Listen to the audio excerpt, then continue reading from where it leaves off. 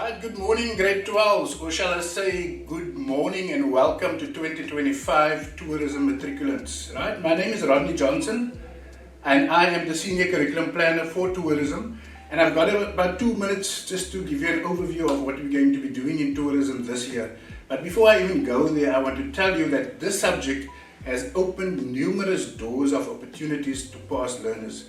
And I want to promise you, if you're going to be focused and work hard, that same doors can open for you. Right, Matrix, next we're going to be talking about the tools of the trade, things that I expect each one of you to have. The first one is a textbook. There's no compromise on that. Every matriculant must have their own tourism textbook. Right? Number 2 is a notebook.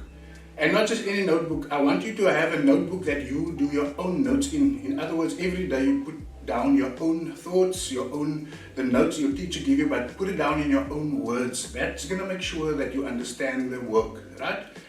Thirdly, get yourself a world map and numerous copies of time zone maps, because you're going to be doing a lot of practice on the time zone calculations. And then last but not least, you need a non-programmable calculator. Now those are not the scientific ones, just the cheapy one. That is sufficient for tourism. Next up, we're going to be talking about the topics you're going to be covering in tourism. Same as in grade 10 and 11, we have 9 tourism topics for matrics, right? And at the end of the year, you're going to cover, or you're going to be writing about all 9. So let's just quickly run through the 9. Number 1, we're going to be looking at tourism sectors. Number 2, map work and tour planning. Coming in at number 3, we're doing tourism attractions.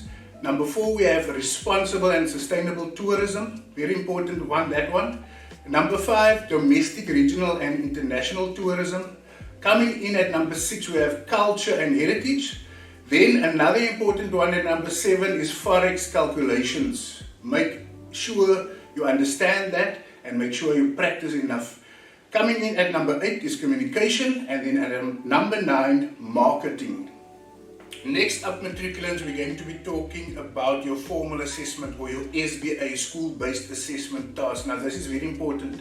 There's 5 school-based assessment tasks and each one of them is important. So you need to focus from March right through and make sure that you cover and do your best in each one of them.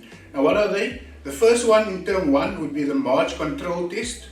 And then in term 2 you have 2 formal assessment tasks, which is the skills assessment task as well as the June exam. And then term 3 we have a data handling task and the September exam, otherwise also known as the mock exam. Now that covers your 5 formal assessment tasks, and there's the 2 extra ones. The one would be the PAT, which stands for practical assessment task, same like you did it in grade 10 and 11. And the very important one right in November, the final tourism exam. Okay matrix, let's close off with some tips, right? Firstly, remember every tourism matric class gets 4 hours of tourism tuition per week. Now that being said, I then expect you to put in at least 3 hours on your own, going over your work, consolidating and studying your work. Number 2, I want you to read enough tourism related articles, either on the newspapers or online, doesn't matter, but make sure you stay abreast of the latest developments in tourism. Number 3, practice at least weekly your forex calculations as well as your time zone calculations. That's very important. And then lastly, I need you to get hold of some past papers and some past marking guidelines and work through those. I'm sure 2025 is going to be a successful year for you.